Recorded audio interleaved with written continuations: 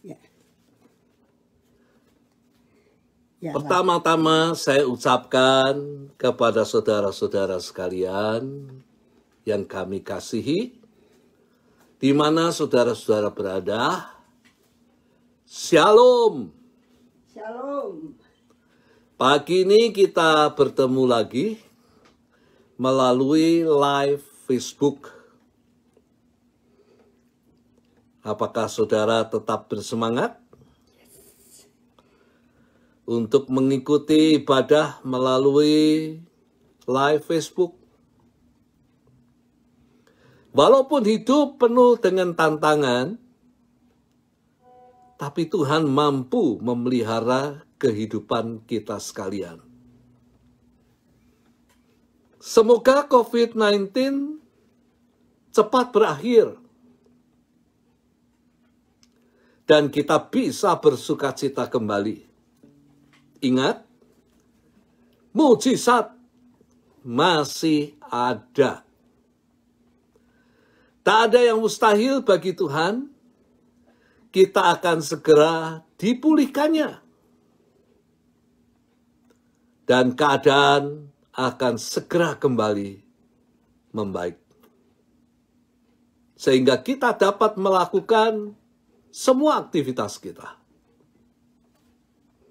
Nah, ada satu pujian, saudara sekalian, yang pada saat ini, pujian ini sangat mudah untuk diikuti. Pujian ini berjudul, Bagi Tuhan tidak ada perkara yang mustahil. Bagi Tuhan tidak ada perkara yang tidak mungkin.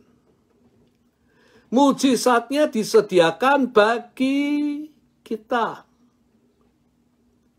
Kita diangkat dan dipulihkannya. Masalahnya, apakah kita masih percaya? Mujizat masih ada. Kita akan menyanyikan nyanyian ini bersama-sama.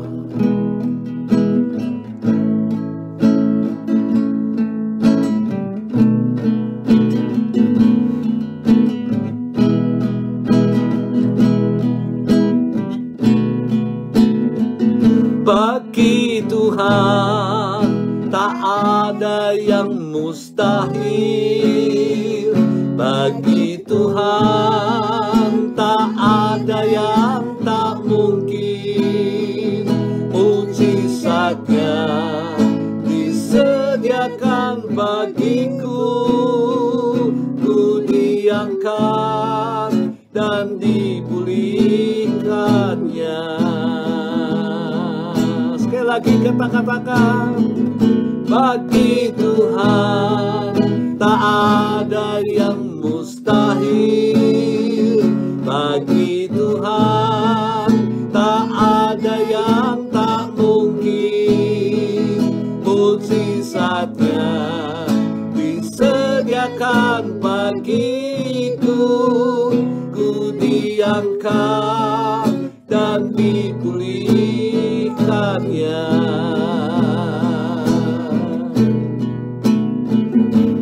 Ku yakin saat kau berfirman, ku menang saat kau bertindak. Hidupku hanya ditentukan oleh perkataanmu. Ku aman karena kau menjaga. Ku kuat karena kau menopang. Hidupku hanya ditentukan oleh kuasa-Mu. Bagi Tuhan tak ada yang mustahil. Bagi Tuhan tak ada yang tak mungkin. Mujizatnya disediakan bagiku. Ku diangkat dan dipulihkannya.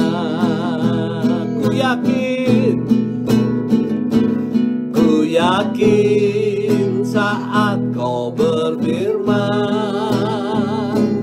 ku menang saat kau bertindak. Hidupku hanya ditentukan oleh perkataanmu. Ku aman karena kau menjaga. Ku kuat karena kau menopang.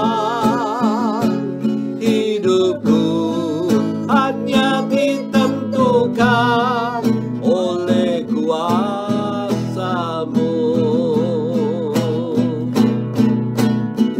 Bagi Tuhan tak ada yang mustahil. Bagi Tuhan tak ada yang tak mungkin. Mujizatnya disediakan bagiku. Ku diangkat dan dipulihkannya. Bagi Tuhan tak ada yang mustahil. Bagi Tuhan tak ada yang tak mungkin. Mujizatnya disediakan bagiku. Ku diangkat dan dipulihkannya. Ku diangkat dan dipulihkannya. Ku diangkat dan dipulihkannya.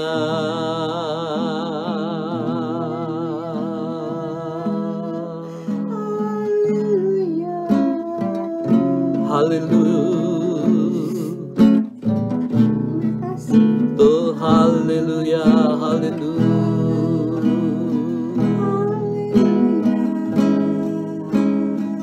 Haleluya.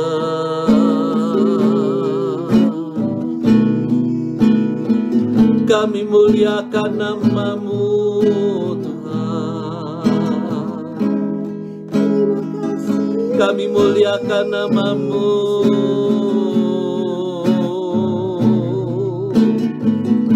Oh haleluya. Oh haleluya. Haleluya.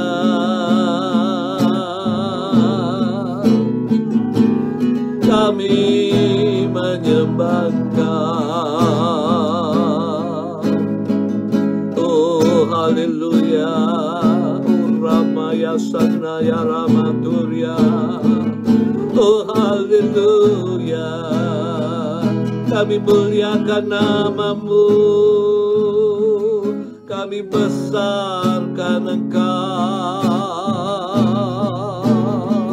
Haleluya, haleluya. Kami agungkan nama-Mu. Kami agungkan Engkau. Engkau yang layak untuk menerima segala kemuliaan. Engkau yang layak menerima segala pujian. Engkau yang layak menerima segala hormat. Oh haleluya.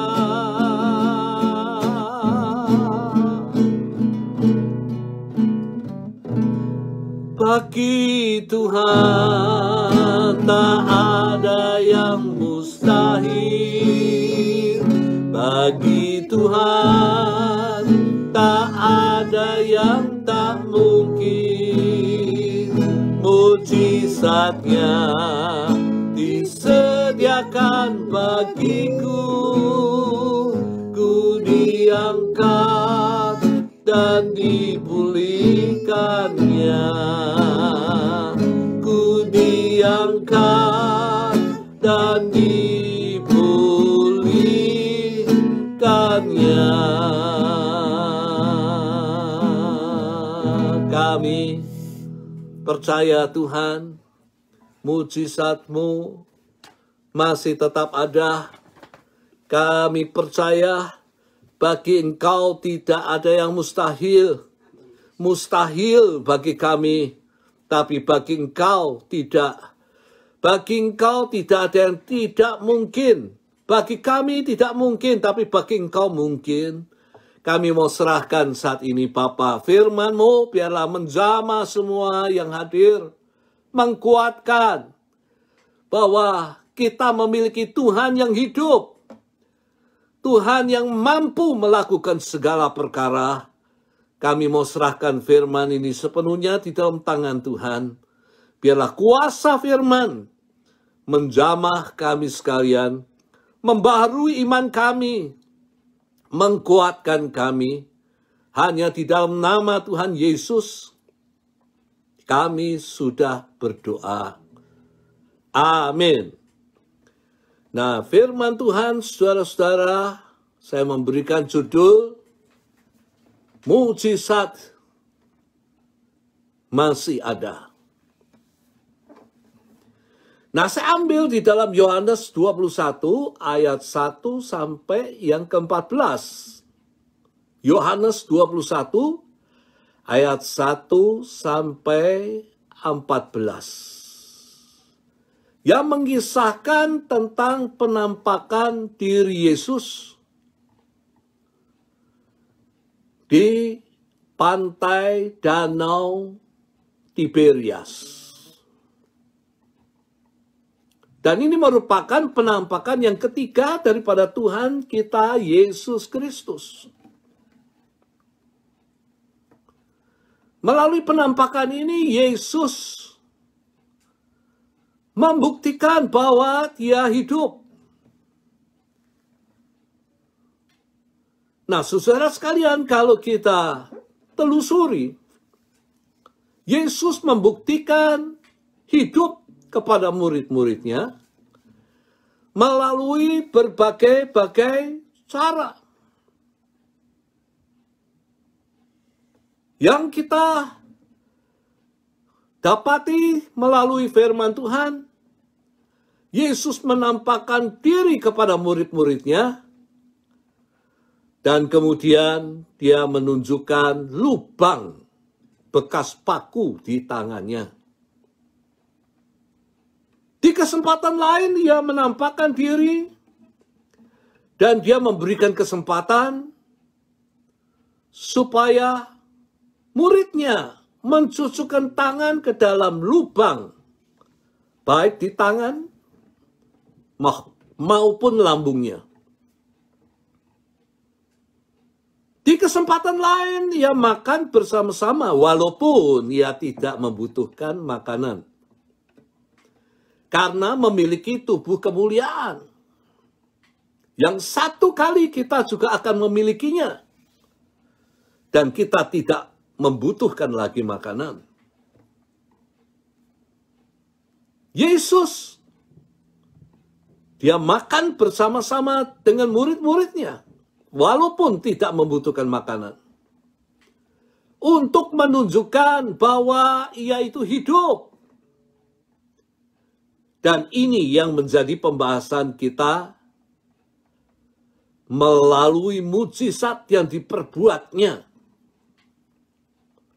Maka Yesus membuktikan bahwa Dia hidup. Saudara percaya bahwa Dia hidup? Penampakan diri Yesus kepada murid-muridnya. Kali ini Dia menampakkan diri dengan membuat mujizat. Kita bayangkan, kalau Dia mati, saudara sekalian, apakah Dia dapat membuat mujizat? Mustahil, bukan? Nah, kita harus selalu ingat dalam kehidupan kita bahwa kita punya Tuhan yang hidup. Ketika kita tidak berdaya, ketika kita menghadapi kegagalan, ketika kita menghadapi jalan buntu, jangan berputus asa. Karena di dalam Tuhan selalu ada pengharapan.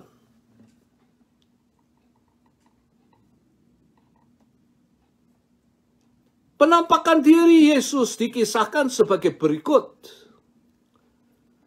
Yang pertama, saudara sekalian, murid-murid sedang berkumpul di pantai Danau Tiberias. Ini dinyatakan di dalam firman Tuhan. Ada 7 orang murid-murid yang berkumpul, yaitu Simon Petrus,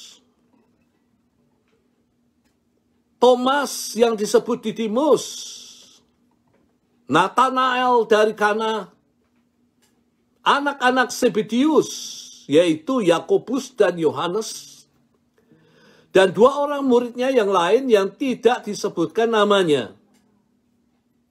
Mereka berkumpul di pantai Danau Tiberias. Nah, kita mempelajari yang pertama, saudara sekalian, mengenai kesatuan daripada mereka. Ketika Petrus mengatakan, "Aku pergi menangkap ikan," maka kata yang lain-lain, "Kami pergi juga dengan engkau." Tidak ada perbedaan pendapat di antara mereka. Mereka bersepakat untuk bersama-sama menangkap ikan. Ini bukan semata-mata rekreasi di pantai, rekreasi untuk menangkap ikan. Ini bukan semata-mata bersenang-senang, tetapi ini merupakan mata pencarian mereka. Mereka harus hidup. Dan yang mengesankan saudara sekalian adalah kesatuan mereka. Walaupun mereka kecil, mereka menghadapi ancaman dari luar, kesatuan mereka menjadi contoh bagi kita. Anak-anak Tuhan seharusnya hidup dalam kesatuan seperti mereka. Tidak boleh gontok-gontokan yang bisa menimbulkan pertengkaran, bisa menimbulkan perpecahan, baik di dalam rumah tangga, di antara suami dan istri, maupun juga di dalam jemaat daripada Tuhan. Pertengkaran hanya akan menjadi bahan tertawaan orang-orang di sekitar kita yang melihat, yang mungkin tidak seiman dengan kita.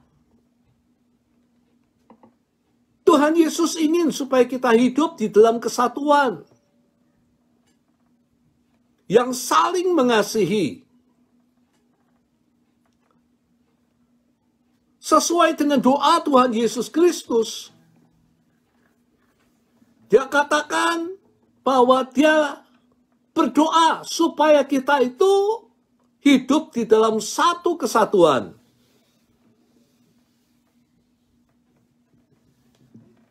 Nah, perbedaan yang sering menjadi penyebab pertengkaran dan perpecahan. Dan perbedaan ini bisa diatasi bila kita saling mengasihi. Bila kita tidak kukuh. Bila kita tidak ngotot karena merasa pendapatnya yang paling benar. Dan pendapat orang lain itu nggak benar. Perbedaan bisa diatasi bila kita bersedia mencari titik temu yang berdasarkan firman Tuhan. Sehingga kesatuan tidak sampai hancur. Di dalam kitab Mazmur 133 ayat 1-3, itu dikatakan sungguh alangkah baiknya dan indahnya apabila saudara-saudara hidup dengan rukun. Tuhan akan memerintahkan berkat dan kehidupan untuk selama-lamanya. Kalau kita hidup akur satu sama lain, Tuhan akan memerintahkan berkat di dalam kehidupan kita, di dalam keluarga kita, dan di dalam kehidupan bergereja. Bukan hanya berkat yang diperintahkan, tetapi juga kehidupan yang kekal oleh karena kita menaati firman Tuhan. Yang kedua yang kita pelajari di dalam bagian ini, mereka bekerja keras sepanjang malam, namun mereka tidak berhasil atau gagal. Yang tentu menyebabkan murid-murid itu menjadi kecewa dan sedih. Tidak semua yang berusaha keras mencapai keberhasilan, bukan? Dan ketika kita mengalami reaksinya sama dengan murid-murid, kecewa, sedih. Bahkan ada pula orang yang marah mengalami hal itu. Tuhan yang tidak melakukan kesalahan apa-apa, terkena imbasnya. Dipersalahkan. Oleh karena tidak memberi keberhasilan, tidak memberi kesuksesan, tidak menolong. Yang kita lakukan ketika menghadapi itu, kita harus tetap percaya kepada Tuhan Yesus, pembuat mujizat. Baik ketika yang baik itu datang dalam kehidupan kita, maupun yang tidak baik datang dalam kehidupan kita. Seperti yang dikatakan di dalam Habakuk 3 ayat yang ke-17 dan 18. Sekalipun pohon ara tidak berbunga, pohon anggur tidak berbuah, hasil pohon zaitun mengecewakan, sekalipun ladang-ladang tidak menghasilkan bahan makanan, artinya apa yang diupayakan tidak menghasilkan. Kambing domba terhalau dari kurungan, dan tidak ada lembu sapi di dalam kandang, yang berarti bahwa kekayaan itu habis, lenyap. Namun aku akan bersorak-sorak di dalam Tuhan, beria-ria di dalam Allah yang menyelamatkan aku. Ketika usaha gagal dan kekayaan habis, apa yang harus kita lakukan? Menjauhkan diri dari Tuhan, keadaanmu tidak akan bertambah baik. Apa yang harus kita lakukan? Hanya satu, percayalah kepada Yesus, penyelamat kita.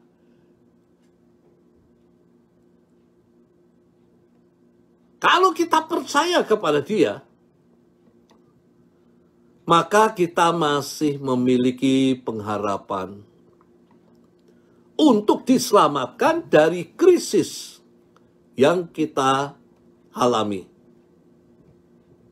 Hal yang kedua di dalam Yohanes 21 ayat 1-14. Maka hal yang kedua adalah saya langsung kepada penampakan diri Yesus. Dan ini sangat penting, saudara sekalian. Karena Yesus menampakkan diri untuk membuktikan bahwa Dia hidup. Ketika hari mulai siang, Yesus berdiri di pantai. Akan tetapi murid-muridnya tidak tahu bahwa itu adalah Yesus. Dan ini alasan daripada Yesus hadir di sana. Ini alasan daripada Yesus menampakkan diri di pantai Danau Tiberias. Yang pertama, Ia sangat peduli. Ia Allah yang peduli. Ada pujiannya yang juga mempunyai syair bahwa Allah itu peduli. Kata peduli di dalam arti kata, ia tidak pernah membiarkan sendirian anak-anaknya. Ia selalu campur tangan untuk menolong ketika mereka di dalam kesulitan. Bahkan ketika mengalami kegagalan, ia peduli kita. Karena kita adalah anak-anaknya. Yesus menyebut murid-muridnya sebagai anak-anaknya. Walaupun mungkin mereka ada yang usianya lebih tua daripada Yesus. Tapi mereka adalah anak-anak Allah. Dikatakan oleh Yesus, hai anak-anak, adakah kamu mempunyai lauk pauk? Tidak peduli, saudara sekalian, usia, berapa tua usia kita. Kita adalah anak-anaknya. Yohanes 1 ayat 12 dikatakan, tetapi semua orang yang menerimanya diberinya kuasa supaya menjadi anak-anak Allah. Yaitu orang-orang yang percaya dalam namanya. Jadi semua orang yang percaya adalah anak-anak Allah.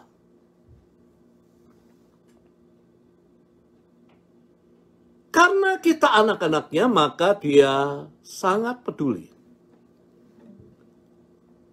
Ia menampakkan diri yang menyatakan bahwa dia peduli terhadap kita.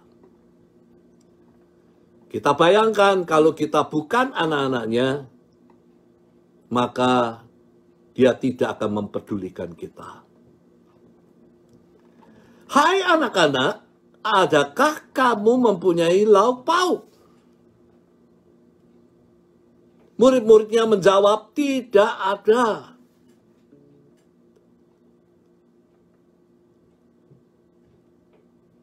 Tuhan bukan hanya peduli dengan pertanyaan yang ditanyakan kepada murid-muridnya, tapi dia bertindak. Di dalam kepeduliannya, dia bertindak untuk memberikan pertolongan. Yesus tidak mengatakan kepada murid-muridnya, jangan menyerah. Besok cari ikan lagi, mungkin berhasil. Dan ini bukan merupakan orang yang peduli, saudara sekalian. Orang yang peduli adalah orang yang langsung bertindak untuk menolong orang yang di dalam kesulitan. Manusia boleh memiliki pengalaman di dalam menangkap ikan. Tapi ingat satu perkara. Keberhasilan berasal dari Tuhan. Hal yang kedua yang dilakukan oleh Yesus, ia membuat mujizat. Ini yang menjadi bahan renungan kita. Yesus menolong murid-muridnya dengan apa? Dengan membuat mujizat. Karena memang dia adalah pembuat mujizat. Yesus mengatakan, tebarkan jalamu di sebelah kanan perahu. Kita renungkan kata-kata Yesus. Bukankah murid-murid memiliki profesi sebagai nelayan? Mereka terbiasa menjala ikan. Mereka pasti sudah menebarkan jala di sebelah kanan dan kiri perahu. Nggak perlu diajarin. Bahkan mungkin mereka sudah melakukan berkali-kali. Namun hasilnya nihil. Dan tetap nihil. Sekarang Yesus menyuruh tebarkan jalamu di sebelah kanan perahu. Yang menjadi permasalahan apakah mereka percaya kata-kata Yesus. Dan melakukan apa yang disuruh oleh Tuhan Yesus Kristus. Nah, saya katakan, kalau mereka tidak percaya dan tidak mau melakukan, maka mujizat tidak akan pernah mereka alami. Tapi oleh karena mereka percaya perkataan Yesus, Tuhan dan Allah, maka Tuhan Yesus Kristus membuat mujizat terjadi. Dan mujizat yang terjadi, yang pertama, mereka mendapat banyak ikan. 153 ekor ikan besar-besar. Yang kedua, mujizat yang terjadi, jala mereka tidak koyak. Artinya, ikan yang ditangkap tidak ada yang terlepas. Nah, kita belajar dari ini, mujizat terjadi di dalam dua hal. Yang pertama, jika kita melakukan apa yang menjadi bagian kita, yaitu percaya dan melakukan yang difirmankan Tuhan. Dan hal yang kedua, maka bagian Tuhan adalah membuat mujizat terjadi di dalam kehidupan kita. Nah, kita masuk sekalian di dalam bagian berikutnya, yang ketiga. Yesus dikenali. Murid yang dikasihi oleh Yesus mengenali Yesus. Maka murid yang dikasihi Yesus yang pertama-tama mengenali Yesus. Dan murid yang dikasihi Yesus di dalam arti kata, mereka yang memiliki persekutuan yang erat dengan Yesus. Tuhan mengasihi mereka yang hidup melekat kepadanya. Dan Tuhan akan memberkati orang yang demikian. Siapa orang ini? Orang ini adalah Yohanes. Dialah yang pertama-tama mengenali Yesus. Bagaimana Yohanes mengenali Yesus? Dari mujizat yang terjadi saat itu, yang tidak mungkin bisa dilakukan manusia. Yang mengubah suatu kegagalan menjadi keberhasilan. Ia tahu bahwa hanya kuasa Tuhan yang dapat melakukan. Dan siapa yang melakukan itu? Siapa yang memberikan perintah, tebarkan jalamu di sebelah kanan perahu, sehingga berhasil mendapat tangkapan ikan yang berlimpah-limpah. Dia tahu bahwa yang bersabda adalah Tuhan Yesus Kristus. Kemudian Yohanes memberitahukan kepada Petrus, itu Tuhan. Dan apa yang menjadi reaksi Petrus? Ketika Yohanes mengatakan itu Tuhan kepada Petrus, maka ia pertama-tama menemui Yesus. Pertama-tama yang dilakukan Petrus adalah mengenakan pakaian sebagai tanda respek kepada Yesus. Bukan menghampiri Yesus dengan keadaan setengah telanjang. Karena hal itu berarti tidak menghormati Yesus.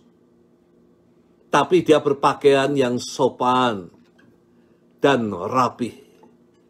Karena ingin menghormati Yesus. Ia terjun ke dalam danau menghampiri Yesus. Yang lain-lain sibuk mengangkut ikan dan mungkin berbagi hasil. Hal itu tidak salah. Namun, saya katakan jangan sekali-kali kita melupakan kebaikan Tuhan yang sudah memberkati kita. Dialah pemberi berkat.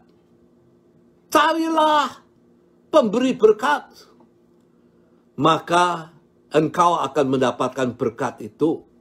Ini rahasia untuk mendapatkan berkat daripada Tuhan.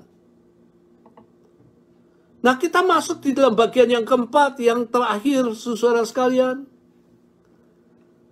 dikatakan bahwa Yesus membagikan roti dan ikan. Ketika murid-muridnya sampai ke darat, mereka melihat api arang, ikan dan roti di atasnya. Lalu Yesus mengatakan kepada murid-muridnya, makanlah, sarapanlah. Ia tahu sekali lagi. Murid-muridnya lapar setelah semalaman menangkap ikan. Dan dia menyediakan yang murid-muridnya perlukan saat itu. Bila Yesus menyediakan keperluan murid-muridnya, maka ia akan melakukan hal yang sama pada saat ini kepada kita.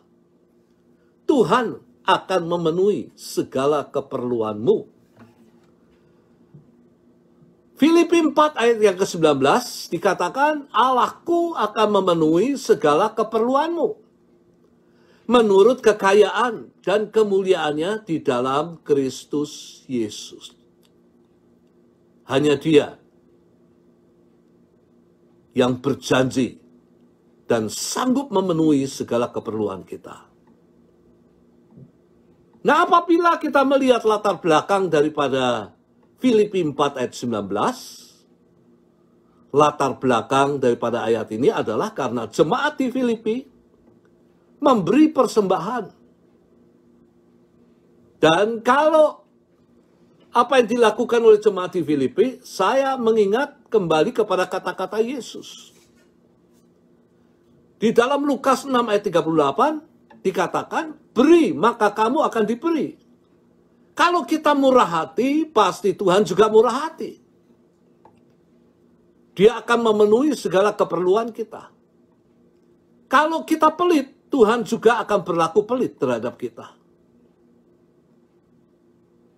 Hal yang berikutnya, ia mengambil roti dan ikan dan memberikan kepada mereka. Hal itu dilakukan oleh Yesus untuk menyegarkan ingatan mereka tentang mujizat yang dilakukannya. Dengan 5 ketul roti dan 2 ekor ikan yang dapat memberi makan 5.000 orang laki-laki. Sampai kenyang. Dan berapa sisanya? Sebanyak 12 bakul penuh. Saudara dapat membaca di dalam Yohanes 6 ayat 9 sampai 13. Dan Yesus mau mengatakan bahwa Dia Yesus yang sama yang membuat mujizat dengan mengubah kegagalan menjadi keberhasilan. Yesus membuktikan melalui mujizat yang dilakukan di Danau Tiberias, Dia membuktikan kepada murid-muridnya, Dia hidup. Dan saya memberitahu kepada saudara-saudara sekalian, bahwa mujizat masih ada sampai saat ini, bahkan sampai selama-lamanya. Karena yang membuat mujizat itu hidup, dan akan hidup sampai selama-lamanya. Ibrani 13 ayat 8, Yesus tetap sama, baik kemarin maupun hari ini dan sampai selama-lamanya. Dia tidak akan berubah. Dan kalau Dia hidup dan tidak berubah, maka kuasanya pun tidak berubah. Kuasanya sanggup menolong kita dari segala kesulitan yang kita hadapi pada saat ini. Sanggup memulihkan kita kepada keadaan yang semula. Dan sanggup menjadikan harapan-harapan kita menjadi kenyataan. Percayakah kita mujizat masih ada? Karena Dia hidup. Nah, pada saat ini kita merefleksi apa yang menjadi kesulitanmu, apa yang kau alami, apa yang menjadi harapanmu yang kau harapkan dari Tuhan.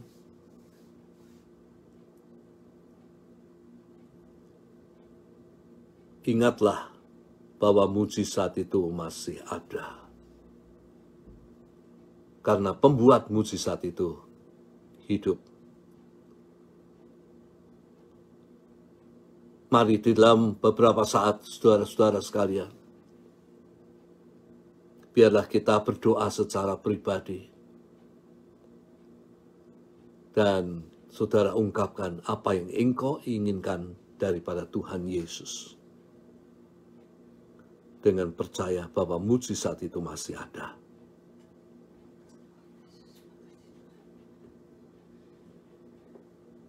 Terima kasih Bapa.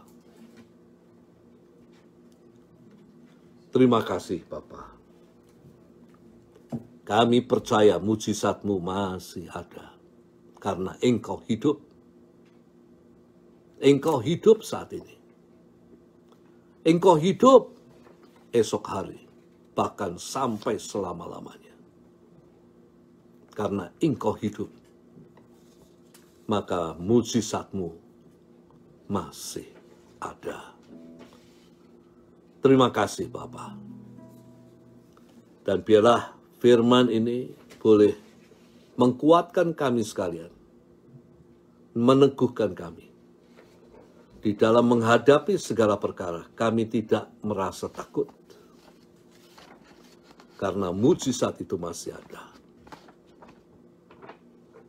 Di dalam kami berharap kepada Engkau, kami tidak menjadi putus asa. Karena mujizat itu masih ada. Dan pengharapan ini satu kali akan menjadi kenyataan. Kami serahkan di dalam tangan-Mu ya Bapa. Akan firman yang sudah kami dengar bersama-sama. Kami mengucap syukur. Dan biarlah melalui firman ini semuanya boleh dikuatkan. Dan kini kami akan memasuki perjamuan kudus. Kami mau mengingat dan tidak melupakan kebaikan Tuhan. Kami mau mengingat dan tidak melupakan kasih-Mu kepada kami.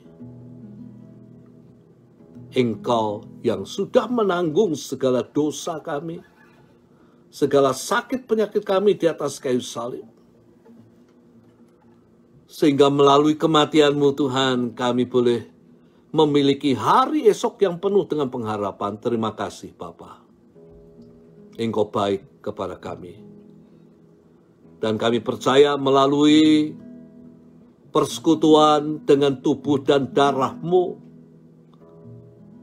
maka kami menjadi satu dengan tubuh dan darah Yesus. Dan biarlah kuasa tubuh dan darah Yesus mengalir dalam kehidupan kami. Yang lemah dikuatkan, yang susah dihiburkan, bahkan yang sakit disembuhkan. Karena bilur-bilur-Mu, darah-Mu adalah kesembuhan kami. Bagi Tuhan, tidak ada yang mustahil.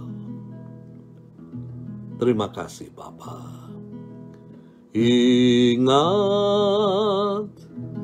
Yesus di Golgota. Ingat Yesus di sengsara.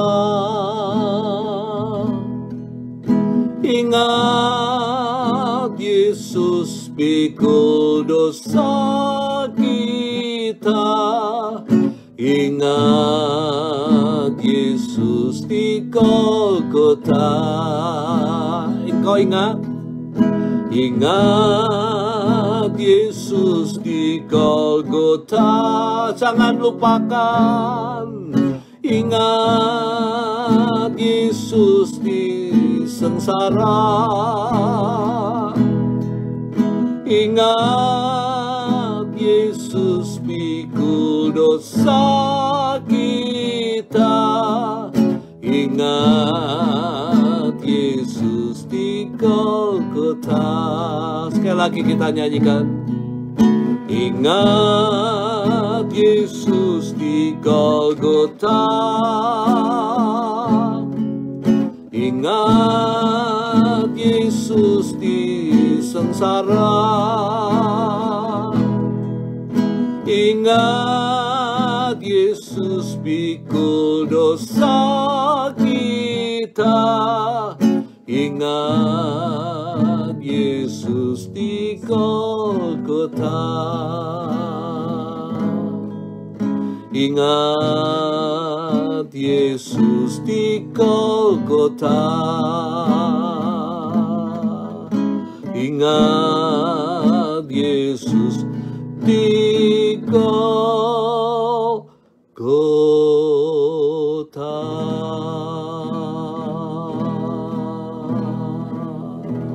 Terima kasih untuk korban di atas kayu salib. Dan kini kami akan masuk di dalam perjamuan Tuhan. Nah, saudara-saudara sekalian, peganglah roti di tangan kanan dan cawan anggur di tangan kiri.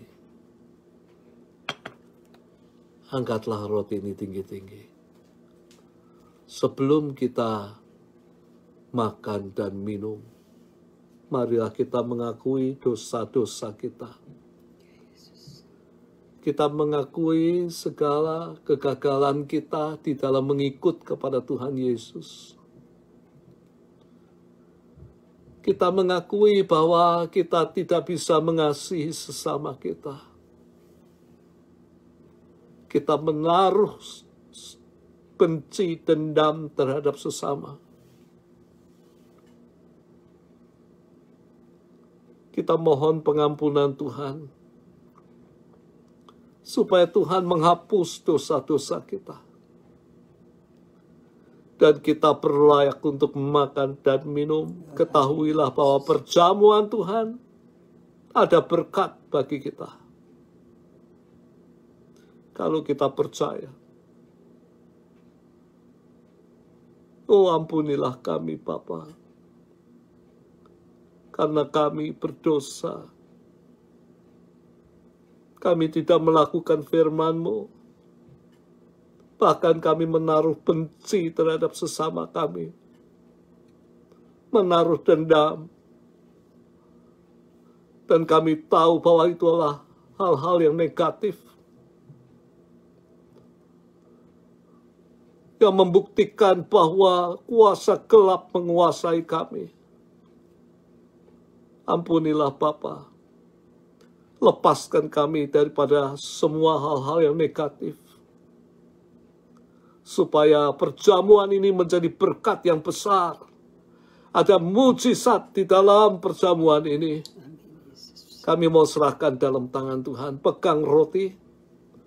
Dan saat ini saya akan membacakan firman Tuhan mengenai roti sebelum kita makan bersama-sama. Dikatakan, sebab apa yang telah kuteruskan kepadamu, telah aku terima dari Tuhan. Yaitu bahwa Tuhan Yesus pada malam waktu ia diserahkan, mengambil roti. Dan sesudah itu ia mengucap syukur atasnya. Ia memecah-mecahkannya dan berkata, inilah tubuhku yang diserahkan bagi kamu. Perbuatlah ini menjadi peringatan akan aku. Mari kita akan sama-sama makan. Di dalam nama daripada Tuhan kita Yesus Kristus. Dalam nama Yesus.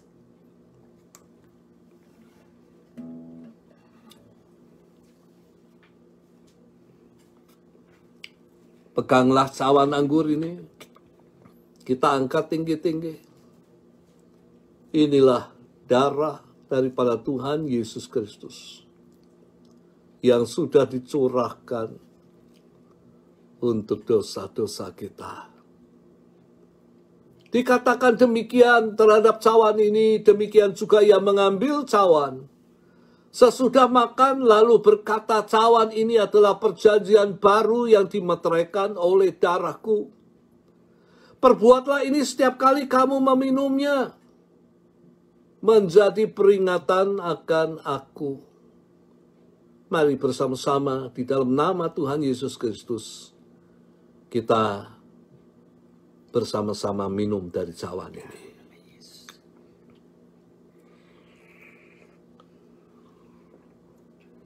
Terima kasih Tuhan. Terima kasih Bapa. Terima kasih Yesus. Kami boleh tetap mengingat kesengsaraan Yesus tidak melupakan. Karena kami tahu melalui salib itu mengalir pengampunan. Dari salib itu mengalir kuasa daripada Tuhan yang memberkati kami. Menyembuhkan, mengkuatkan, menghiburkan kami. Sehingga kami boleh tetap di dalam keadaan yang prima, di dalam mengiring kepada Tuhan. Tidak loyo, tidak lemah. Terima kasih Bapak, berkati semua yang pada saat ini mengikuti ibadah ini.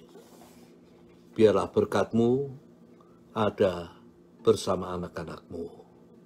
Terima kasih Bapak, kami juga doakan untuk keadaan saat ini, kami serahkan untuk vaksin. Kami tahu satu perkara, kalau Engkau membuat mujizat, tidak ada yang mustahil. Pasti vaksin ini akan diketemukan. Buatlah mujizat. Kami hanya bisa mendukung dalam doa. Para ahli,